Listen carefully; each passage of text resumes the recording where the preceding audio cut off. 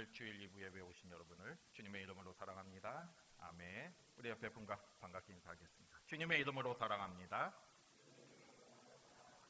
함께 축복합니다. 주님의 이름으로 축복합니다. 이름으로 축복합니다. 지금은 러시아인데 러시아의 옛 이름이 뭐였죠? 소련이었죠. 소련인데 소련의 그 스탈린 시대에 있었던 일입니다. 그 스탈린 시대에 보리스 콤벨리라는 한 유대인 의사가 살고 있었어요. 그런데 이 보리스 콤벨리 의사가 어느 날 그 스탈린을 모욕했다는 죄로, 이게 뭐라고 했냐면 스탈린은 신이 아니다 인간이다 이 말을 했어요. 근데 이 말을 했다는 제목으로 체포가 돼서 정치범 수용소에 수감이 됩니다. 이제 강제노동 수용소였죠. 그런데 의사다 보니까 이제 이 수용소 안에서 진료소에 배치가 됐어요. 그래서 이제 그의 임무가 뭐였냐면 죄수들이 병으로 죽지 않고 작업장 안에서 죽게 만드는 겁니다. 그러려면 어떻게 해야 돼요? 치료를 받으러 온 사람을 그냥 건강하다, 양호하다 이렇게 해서 돌려보내는 거예요. 치료하지 않고 돌려보냄으로써 이 죄수들이 치료를 받지 못하고 작업장 안에서 죽게 만들라는 그런 명령을 받았습니다. 그러다 보니까 이제 그렇게 할 수밖에 없었어요. 그러다 보니까 이제 이 치료는 형식적이 되어버리고 이 보리스는 계속해서 인간성마저 파괴되면서 괴롭고 갈등 가운데 살아가게 되었어요. 그런데 어느 날 치료를 받으러 오는 이 동료 죄수에게 예수님에 대해 듣게 되었습니다. 예수님의 복음을 들었어요. 그래서 복음을 듣자 그의 마음에 감동이 왔고 예수님을 구주로 영접하게 됩니다. 그런데 더 놀라운 사실을 알게 됐어요.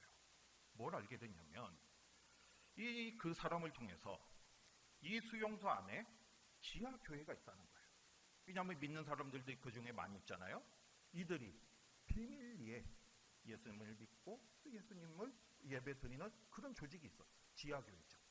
비밀리에 했던 이 지하교회 공동체가 있었는데 목숨을 걸고 비밀리에 모였던 그 그리스도인들이 이 의사 자신의 구원을 위해서 계속해서 기도했다는 겁니다. 그 사실을 알게 되니까 이 보리스가 더 마음에 감동이 오면서 무슨 생각을 했냐면 내가 이렇게 예수님을 알게 된 거는 이들의 기도 덕분이다. 이 사실을 깨닫게 되었어요. 그래서 그 뒤부터는 어떻게 했냐면 자신이 복음의 빚진 자임을 알게 되었죠. 그래서 그 뒤로부터는 이 수용소의 방침에 아랑곳하지 않고 이 진료소에 온 한 사람 한 사람을 정성을 다해서 치료하기 시작했습니다. 근데 그 사실을 알게 된 수용소가 어떻게 되겠어요? 수용소 당국이 경고를 하는 거죠. 그런 식으로 계속 하게 되면 너는 처형을 당할 것이다. 이렇게 이제 경고를 합니다. 하지만 그럼에도 불구하고 그는 상관치 않고 환자들을 성실껏 치료했어요. 그런데 어느 날 한 번은요 대장암에 걸린 환자가 들어왔어요. 그런데 이 보리스 의사는요 수용소의 경고를 무시하고 그 환자를 정성껏 치료를 합니다. 치료를 하니까 이 환자가 이 수용소의 방침을 알고 있잖아요.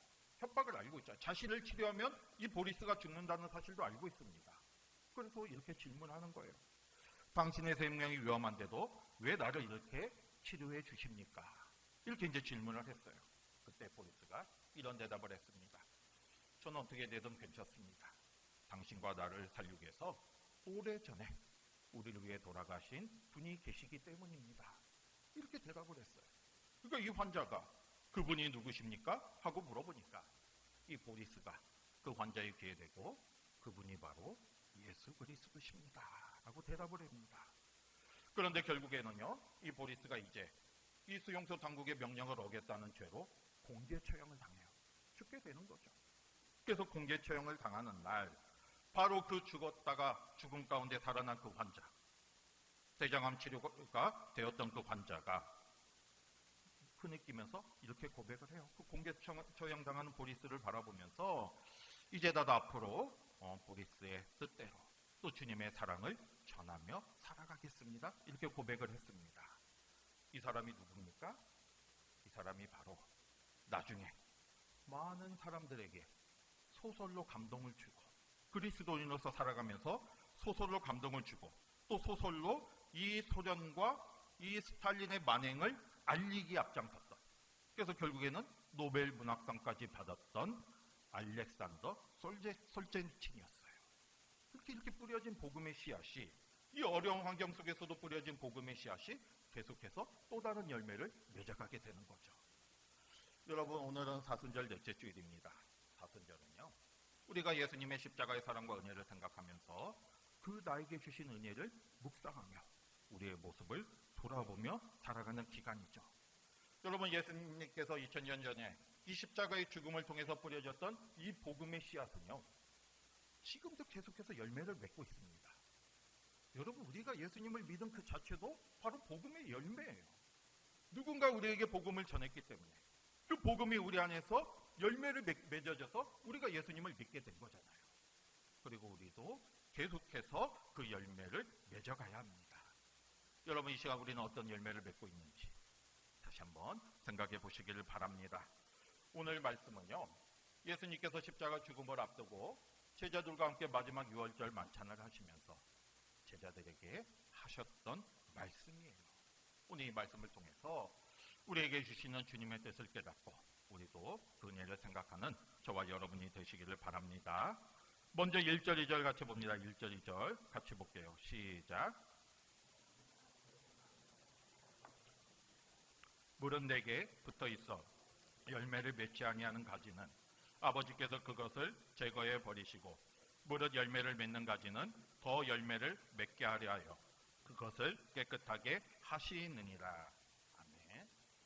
여러분, 오늘 1절 2절 말씀을 보면요, 하나님께서 우리에게 원하시는 게 무엇인지를 알 수가 있습니다. 하나님께서 우리에게 원하시는 삶의 모습이 뭡니까? 한마디로 말해서 열매를 맺는 삶을 원하고 계시는 거예요. 오늘 1절 말씀을 보면 예수님은 포도나무시고요, 아버지는 농부라고 말씀하셨잖아요. 5절에 보면 우리가 가지가 되는 겁니다. 그러면 농부이신 하나님께서, 그 아버지가 하나님이시잖아요. 하나님께서 우리에게 원하시는 것이 무엇이겠습니까? 포도나무를 통해서 가지인 우리가 열매 맺기를 원하고 계신다는 거예요. 다시 말해서 하나님은 우리에게 열매 맺는 삶을 원하고 계십니다. 여러분, 농부가 포도나무를 심는 목적이 무엇이겠습니까? 여러분, 포도나무 한번 생각해 보세요. 어떻게 생겼는지 한번 보세요. 포도나무는요, 우리가 생각하는 그런 나무처럼 아름드리 나무로 자라지가 않아요. 그래서 건축 자재로도 사용할 수가 없습니다. 또 포도나무는 소나무와 같이 이렇게 멋지게 자라지도 않습니다. 그래서 정원에 놓으면서 조경수로도 사용할 수가 없어요. 포도나무를 심는 목적은 딱 한 가지죠. 거기서 뭘 얻기 위함입니까? 포도 열매를 얻기 위함이죠. 포도 열매를 통해서 많은 걸 얻을 수 있기 때문에 포도나무는 많은 사람들에게 유익을 주는 귀한 나무가 되는 것이고요. 또 이스라엘에서도 이 포도주를 얻기 때문에 이 포도나무를 많이 심게 되었습니다. 그런데 만약에 포도나무에 포도 열매가 열리지 않는다면 어떻게 되겠습니까? 여러분, 2절 말씀에 뭐라고 나와 있어요? 그 열매가 과실을 맺지 못하는 가지가 된다면 그 가지를 어떻게 한다고 했어요? 제하여 버린다는 겁니다. 과실을 많이 맺는 가지는 더 과실을 맺을 수 있도록 깨끗하게 한다는 겁니다. 가지치기를 한다는 거예요. 가지치기. 여러분, 예전에 제가 오래전에 11월 달에 제주도를 한번 간 적이 있어요. 그때 감귤 농장에서 감귤을 따는 체험을 하게 되었습니다. 전 감귤나무 한 이 정도 되더라고요. 그래서 그걸 따서 먹는데 이 감귤나무마다 이 감귤이 주렁주렁 열려 있었어요. 그런데 어떤 가지를 보면 감귤이 열려 있지 않았습니다. 왜 그렇겠습니까? 자세히 보니까 가지는 있는데 이 가지가 끊어져 가지고 이 나무에 붙어 있지 않는 거예요. 온전히 붙어 있지 않기 때문에 그 가지에는 열매를 맺지 못했습니다. 감귤이 열려 있지 않았어요. 그런데 제 옆에 있던 그 농장 주인이 그것을 보니까 바로 그 가지를 꺾어서 땅에 버리는 걸 봤습니다. 저는 그 모습을 보면서 오늘 말씀이 생각이 나더군요. 여러분, 우리는 예수님을 믿고 구원을 받았습니다. 그러면 그것을 어떻게 알 수 있겠습니까? 여러분 다 구원 받으셨죠? 그러면 그것을 어떻게 지금 알 수 있겠습니까? 내가 예전에 예수님을 믿고 영접 기도를 했기 때문에 내가 구원을 받은 것입니까? 아니면 내가 예수님을 마음속으로 믿고 있다고 고백하기 때문에 내가 구원을 받은 것입니까? 아니면 내가 부흥회나 수련회 가가지고 눈물로 기도한 경험이 있기 때문에 내가 구원을 받은 것입니까? 물론 그게 나의 구원의 경험이 될 수도 있어요. 하지만 중요한 것은요, 내가 구원을 받았는지 안 받았는지 알 수 있는 중요한 기준은 현재 나의 모습이에요. 내가 지금 어떻게 살아가고 있는가를 바라봐야 합니다. 우리가 구원받았다는 것, 가장 확실히 알 수 있는 것은 지금 나의 삶 속에서 어떤 열매가 맺어지는가요? 내가 어떻게 변화를 받았는가요? 내가 예수님을 믿기 전에 나의 모습과 예수님을 믿은 나의 모습이 똑같으면 안 되는 거예요. 나의 옛사람이 죽고 새 사람으로 변화받아야 하는 거고요. 그 모습이 지금 나의 모습으로 나타나야 합니다. 그게 구원받은 증거가 되는 거예요. 입술로는 누구나 다 고백할 수 있습니다. 말로는 다 누구나 예수님을 믿는다고 할 수가 있습니다.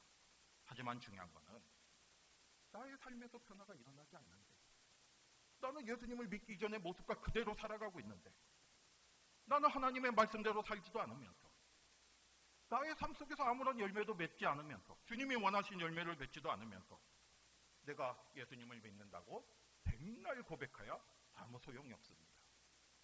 예수님도 말씀하셨잖아요. 나더러 주여 주여 하는 자마다 다 천국에 들어갈 것이 아니오. 어떻게 해야 천국에 들어간다고 했어요? 하늘에 계신 내 아버지의 뜻대로 행하는 자라 들어갈 것이다 말씀하셨어요. 물론 우리가 행함으로 구원을 받는 건 아닙니다. 내가 뭘 행해서 구원을 받는 건 아니지만 나의 삶에서 나타나는 열매가 나의 구원의 증거가 되는 것이고요, 나의 믿음의 증거가 되는 거예요. 내가 구원을 받았는지 안 받았는지는 지금 나의 삶에서 어떤 열매가 맺어져 있는지를 바라봐야 합니다. 그래서 예수님께서 말씀하시는 거예요. 우리 삶 속에서 열매를 맺어가야 한다. 우리가 주님 안에 온전히 거하면 당연히 열매를 맺게 된다는 거예요. 그 열매가 바로 우리의 믿음의 증거가 되는 겁니다. 구원의 증거가 되는 겁니다. 여러분, 이 시간 우리의 모습을 돌아보시기를 바랍니다. 우리는 지금 어떤 열매를 맺어가고 있습니까? 하나님께서 우리의 모습을 보시면서 뭐라고 말씀하시겠습니까? 다시 한번 스스로 생각해 보시기를 바라고요. 주님이 원하는 열매를 맺어가는 저와 여러분이 되시기를 바랍니다. 그러면 두 번째로 우리가 생각해 볼 수 있는 게, 그러면 우리가 어떻게 하면 주님이 원하시는 열매를 맺어갈 수 있겠습니까? 오늘 예수님께서 뭐라고 말씀하셨어요? 4절과 5절 같이 한번 보겠습니다. 4절 5절 볼게요. 시작. 내 안에 거하라.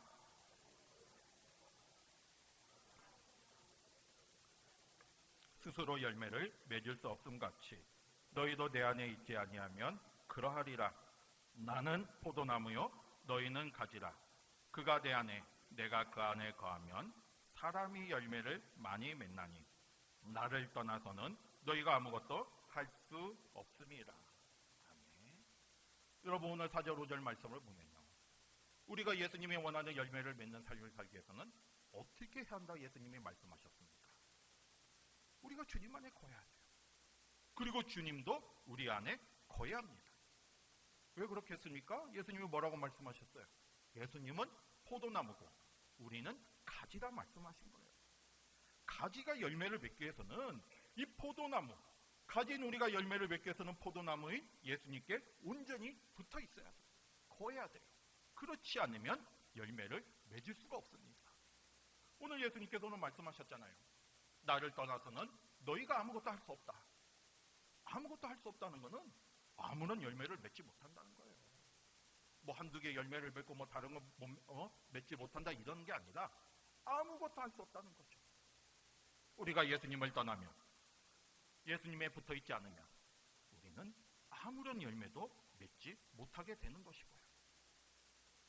이 아까 말씀드린 것처럼 감귤나무에 떨어져 있던 가지가 결국에는 그 농장 주인이 버려버린 것처럼 우리가 예수님께 붙어 있지 않으면 우리도 결국에는 우리 심령이 메마르게 되는 거예요. 그래서 결국에는 버려지게 돼 있습니다. 여러분, 우리가 열매를 맺기 위해서는 다른 게 할 필요가 없어요. 오직 주님 안에 거하시기 바랍니다. 그러면 주님 안에 거한다는 게 뭐겠습니까? 우리가 주님 안에 거한다는 것은 한마디로 말해서 주님과 함께 한다는 거예요. 내가 주님과 하나가 되는 거예요. 내가 주님과 교제하는 거예요. 날마다 주님과 동행하고요. 나도 주님의 말씀대로 나아가고 주님도 우리 안에 거하시도록 교제하는 게 바로 주님과 함께하는, 거하는 삶이 되는 거죠. 여러분, 이 시간 우리가 예수님의 사랑과 은혜를 깨닫고 나와서 예배드리고 있습니다. 이것도 바로 주님과 함께하는, 주님 안에 거하는 삶이 되는 거고요. 우리가 말씀을 통해서 주님의 뜻을 깨닫고 그 말씀대로 살아가고자 하는 것, 이것도 주님의 안에 거하는 삶이 되는 거예요. 그리고 우리가 기도를 통해서 주님 앞에 나아가고 나의 마음을 주님 앞에 아뢰고 주님의 뜻을 알기를 원하는 것, 이것도 주님 안에 거하는 삶이 되는 겁니다. 그러니까 우리가 주님과 늘 교제하는 거예요. 우리가 왜 말씀과 기도를 강조합니까? 왜 우리가 주님 앞에 나와 예배드리는 걸 강조하겠습니까? 이러한 삶 자체가 우리가 주님 안에 거하는 삶이 되는 것이고요. 이런 모든 삶을 통해서 우리는 주님이 주시는 힘으로 살아가고 주님이 주시는 은혜 가운데 주님이 원하는 열매를 맺어갈 수 있게 되는 거죠. 여러분, 우리가 주님의 열매를 맺기 위해서 다른 걸 고민할 필요가 없어요. 내가 뭘 해야지, 내가 어떻게 해야지, 이걸 생각하고 불안해하고 염려할 필요가 없습니다. 우리가 생각할 거는 딱 하나예요. 내가 주님 안에 온전히 거하고 있는가? 내가 주님과 지금 온전히 교제하고 있는가? 내가 지금 주님 앞에 온전히 나아가고 있고 내가 주님의 말씀대로 살아가고 있는가? 이거를 깨닫기를 바랍니다.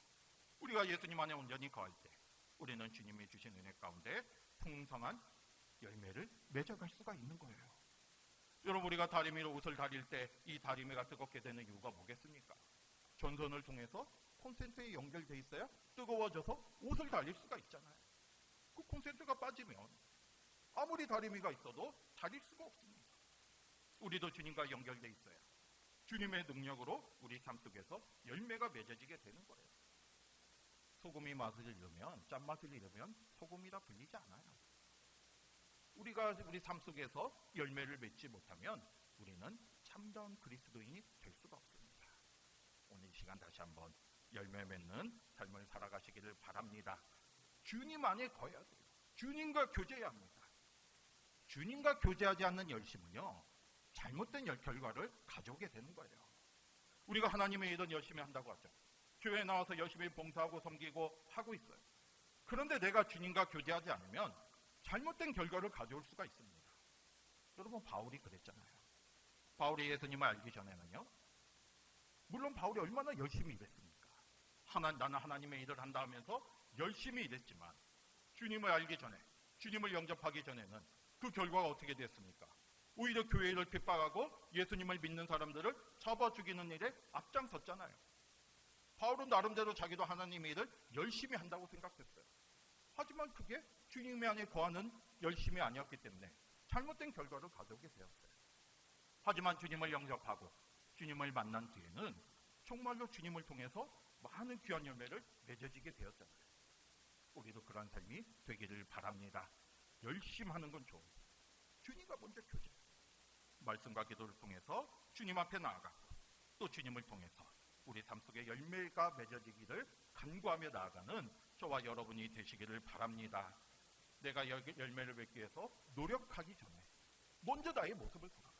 내가 주님과 온전히 거하고 있는가를 돌아보면서 이 열매는 나의 힘과 나의 노력과 나의 지혜로 맺어지는 게 아니라 내가 온전히 주님 안에 거할 때 주님을 통해서 주님이 원하시는 열매를 맺어갈 수가 있습니다.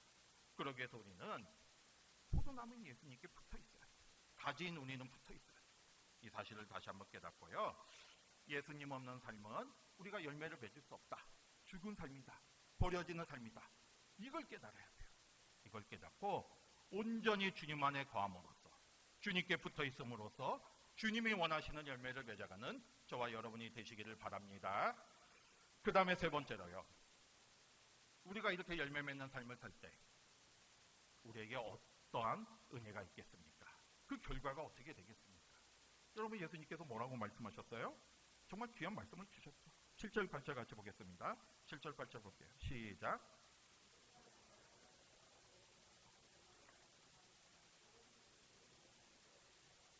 그리하면 이르리라. 너희가 열매를 많이 맺으면 내 아버지께서 영광을 받으실 것이요 너희는 내 제자가 되리라. 아멘. 여러분, 우리가 예수님 안에 거하면서 많은 열매를 맺는 삶을 살아간다면요, 하나님께서 오늘 이 7절 말씀, 8절 말씀과 같은 놀라운 은혜를 약속하셨어요. 여러분, 7절에 뭐라고 말씀하셨습니까? 너희가 내 안에 거하고 내가 너희 안에 거한다. 다시 말해서 우리가 예수님 안에 거하고 예수님이 우리 안에 거한다면 어떤 일이 일어난다고 했습니까? 우리가 무엇을 구하든지 그대로 이루어질 것이다. 한마디로 말해서 기도의 응답을 주실 것이다 약속하셨어요. 여러분, 성경을 보면 수많은 곳에서 예수님이 이 약속을 주셨어요. 사실 우리가 기도하면 그대로 이루어지리라 말씀하셨습니다. 구하라 주실 것이요, 찾으라 찾을 것이요, 문을 두드리라 그러면 열릴 것이다. 이 말씀도 주셨잖아요. 그리고 내 이름으로 무엇이든 구하든지 내가 그대로 행하리라 이 약속도 해주셨습니다. 오늘 말씀도 마찬가지. 너희가 무엇이든지 구하는 대로 내가 이루어질 것이다 말씀하셨어요. 그런데 우리가 기도하며 나아가는데 응답이 이루어지지 않을 때가 있잖아요. 왜 그렇겠습니까, 여러분? 예수님이 분명히 우리에게 주신다 약속하셨는데 우리는 기도하는데 왜 응답이 이루어지지 않겠습니까? 물론 거기에는 여러 가지 이유가 있죠. 내가 간절하게 구하지 않은 경우도, 구하지 않으니까 받지 못하는 경우도 있고요. 야고보서의 말씀처럼 정욕에 쓰려고 구하기 때문에, 하나님 말씀에 반하는 걸 구하기 때문에, 내 욕심에 의해서 구하기 때문에 받지 못할 때도 있어요. 그런데 오늘 말씀을 보면 왜 우리가 기도하는데 응답되지 않는가를 또 하나 알 수가 있어요. 오늘 예수님께서 뭐라고 말씀하셨습니까? 구하는 대로 내가 이루어지리라 말씀하셨는데 그 앞에 무슨 말씀이 있어요?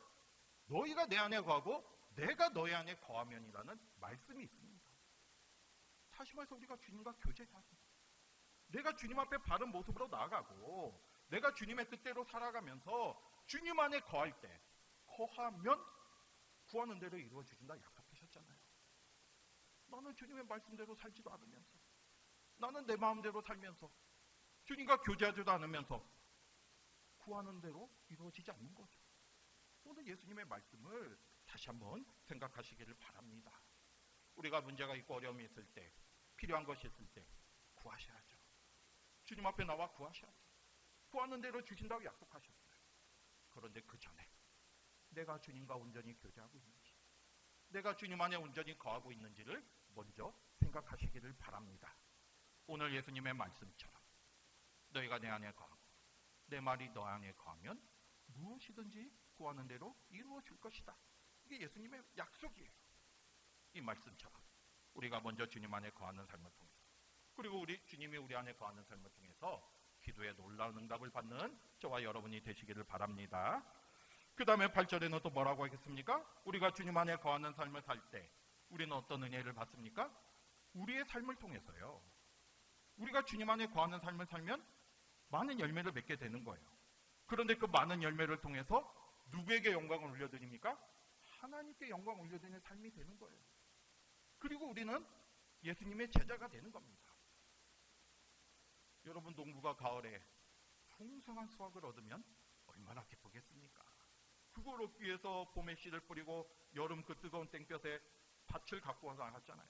그 풍성한 수확을 얻으면 이 농부는 너무나 기쁠 거예요. 하나님은 농부시잖아요. 오늘 말씀처럼. 그럼 이 하나님이 기뻐하시는 게 뭐겠습니까? 우리가 열매를 맺는 거예요. 우리가 많은 열매를 맺어가면 하나님이 기뻐하시고요. 그 삶을 통해서 하나님께 영광 올려드리는 삶이 되는 거죠. 여러분, 우리의 삶이, 나의 삶을 통해서 하나님이 기뻐하시고 또 그 삶을 통해서 하나님의 영광을 받으신다면 얼마나 그 삶이 귀하고 복된 삶이 되겠습니까? 저와 여러분이 그러한 삶이 되시기를 바랍니다. 그리고 오늘 말씀처럼 우리가 열매 맺는 삶을 살면요, 우리가 누가 될 수 있어요? 주님의 제자가 될 수가 있어요. 우리는 예수님의 제자 되는 삶을 원하고 또 그러고 제자가 된다고 말하잖아요. 그러면 어떻게 하면 제자가 될 수 있겠습니까? 예수님이 뭐라고 말씀하셨어요? 열매를 맺어야 내 제자가 된다 말씀하셨습니다. 우리가 주님과 교제하지도 않으면서, 주님 안에 거하지도 않으면서, 우리의 삶 속에 아무런 열매를 맺지 못하면서 어떻게 우리가 주님의 제자라고 말할 수가 있겠습니까? 오늘 예수님이 말씀하시잖아요. 열매를 맺는 삶이 결국에는 나의 제자가 된다 말씀하셨잖아요. 오늘 이 뜻을 다시 한번 깨닫고요. 우리가 주님 안에 거하는 삶을 통해서, 주님을 통해서 우리도 많은 열매를 맺고 우리의 삶을 통해서 하나님께 영광 올려드리고 또 우리도 주님의 참 제자가 되는 저와 여러분이 되시기를 바랍니다. 여러분, 오늘은 사순절 넷째 주일이에요. 우리가 사순절 기간을 보내고 있습니다. 왜 이 기간에 말씀과 기도를 통해 주님께 나아가자고 하겠습니까? 이 삶 자체가 우리가 주님과 교제하는 거고요. 이런 삶을 통해서 우리가 주님 안에 거하는 삶이 되는 거예요. 그럴 때 우리가 우리의 삶 속에 많은 열매를 맺어가게 되는 겁니다. 하나님이 우리에게 원하는 모습이 뭔지를 다시 한번 깨닫기를 바랍니다. 그냥 입술로만 고백하고 말로만 예수님을 믿는다는 게 아니라 우리의 삶 속에서 주님이 원하시는 열매를 맺어가야 돼요. 열매를 맺지 못하면 꺾이게 돼 있고요. 버려지게 돼 있습니다. 저와 여러분이 주님이 원하시는 그 열매를 맺는 귀한 삶이 되시기를 바랍니다. 우리가 열매를 맺기 위해서는 오직 주님께만 붙어 있어야 돼요. 말씀과 기도를 통해서 더 주님 앞에 가까이 가는 통해서 주님 안에 거하는 삶이 되는 거예요. 그 삶이 진짜 형통이 있고 진짜 기쁨이 있는 삶이 되는 거죠. 이 시간 다시 한번 우리를 향한 주님의 뜻을 깨닫기를 바랍니다. 그리고 주님의 사랑과 은혜를 깨닫고 우리도 주님 안에 더 가까이 갈면 통해서 우리의 모습을 지금 돌아보시고 주님이 원하시는 풍성한 열매를 맺어가면서 나의 삶을 통해서 하나님께 영광을 돌리고 우리도 주님의 참 제자가 되는 그런 귀한 삶이 되기를 주님의 이름으로 축복합니다. 아멘. 기도하겠습니다.